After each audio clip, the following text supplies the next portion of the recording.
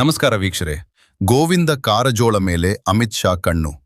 ಭಾರತೀಯ ಜನತಾ ಪಕ್ಷದ ಮೊದಲ ಸ್ತರದ ನಾಯಕರಲ್ಲಿ ಈಗ ಅತಿ ಕ್ರಿಯಾಶೀಲರಾಗಿರುವ ನಾಯಕರೆಂದರೆ ಗೋವಿಂದ ಕಾರಜೋಳ. ಗೋವಿಂದ ಕಾರಜೋಳರು ರಾಮಕೃಷ್ಣ ಹೆಗಡೆಯವರ ಗರಡಿಯಲ್ಲಿ ಪಳಗಿದ ರಾಜಕಾರಣಿ.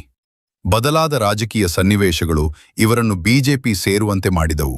ಬಿಜೆಪಿಗೆ ಬಂದ ನಂತರ ಪಕ್ಷ ಸಂಘಪರಿವಾರದ ಬದ್ಧತೆಗೆ ಬದ್ಧರಾಗಿ ರಾಜಕೀಯ ಜೀವನ ನಡೆಸಿದರು. ಯಡಿಯೂರಪ್ಪನವರ ಕಟ್ಟಾ ಬೆಂಬಲಿಗರಾಗಿ ಪಕ್ಷ ಬೆಳೆಸುವಲ್ಲಿ, ಅದರಲ್ಲೂ ತಮ್ಮ ಮಾದಿಗ ಸಮಾಜವನ್ನು ಬಿಜೆಪಿಯತ್ತ ಸೆಳೆಯುವಲ್ಲಿ ಯಶಸ್ವಿಯಾದರು. ಲಿಂಗಾಯತರು ಬಿಜೆಪಿಗೆ ಎಷ್ಟು ಅನಿವಾರ್ಯವೋ ಅಷ್ಟೇ ಮಾದಿಗ ಸಮಾಜ ಇಂದು ಬಿಜೆಪಿಯ ಜೊತೆಗಿದೆ. ಯಾವುದೇ ಅಧಿಕಾರಕ್ಕೆ ಬೆನ್ನು ಬೀಳದೆ ಪಕ್ಷದ ವಿರುದ್ಧ ಬಂಡಾಯ ಎದ್ದವರನ್ನು ಸರಿದೂಗಿಸುವ ಕೆಲಸ ಮಾಡಿದ್ದು ಈ ಗೋವಿಂದ ಕಾರಜೋಳರೇ.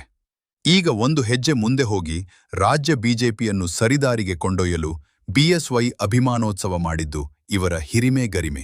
ಈ ಸಮಾವೇಶ ನೋಡ್ಲಿಕ್ಕೆ ಯಡಿಯೂರಪ್ಪನವರ ಉತ್ಸವ ಎಂದು ಕಂಡರೂ ಅದರ ಹಿಂದೆ ಬಿಜೆಪಿಯ ಎಲ್ಲ ದೊಡ್ಡ ಸಣ್ಣ ನಾಯಕರನ್ನು ಕಟ್ಟಿಹಾಕುವ ಕೆಲಸ ನಡೆದಿದೆ.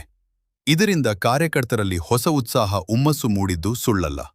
ಈ ಒಗ್ಗಟ್ಟು ಹೀಗೆ 2 ವರ್ಷ ಮುಂದುವರೆದರೆ ರಾಜ್ಯದಲ್ಲಿ ಮತ್ತೆ ಬಿಜೆಪಿ ಅಧಿಕಾರಕ್ಕೆ ಬರುವುದರಲ್ಲಿ ಎರಡು ಮಾತಿಲ್ಲ. ಈಗಿರುವ ಬಿಜೆಪಿಯ ಎಲ್ಲ ನಾಯಕನನ್ನು ಒಂದೇ ಗುರಿಯತ್ತ ತೆಗೆದುಕೊಂಡು ಹೋಗುವ ಶಕ್ತಿ ಗೋವಿಂದ ಕಾರಜೋಳರಿಗೆ ಮಾತ್ರ ಇದೆ. ಬಿಜೆಪಿಯ ಬಹುದಿನಗಳ ಆಸೆಯಾಗಿರುವ ದಲಿತ ಸಿಎಂ ಕೂಗಿಗೆ ಗೋವಿಂದ ಕಾರಜೋಳರು ಸಾರಥ್ಯ ವಹಿಸಿದರೂ ಅಚ್ಚರಿಯಿಲ್ಲ. ಈ ಹಿಂದೆ ಬಂದಂತಹ ಅವಕಾಶವನ್ನು ಈಗ ಅಲಕ್ಷಿಸುವ ಹಾಗಿಲ್ಲ. ಇದಕ್ಕೆ ಯಡಿಯೂರಪ್ಪ ಹಾಗೂ ಹೈಕಮಾಂಡ್ನ ಶ್ರೀರಕ್ಷೆ ಸಿಗುವ ಎಲ್ಲ ಲಕ್ಷಣಗಳು ಗೋಚರಿಸುತ್ತಿವೆ.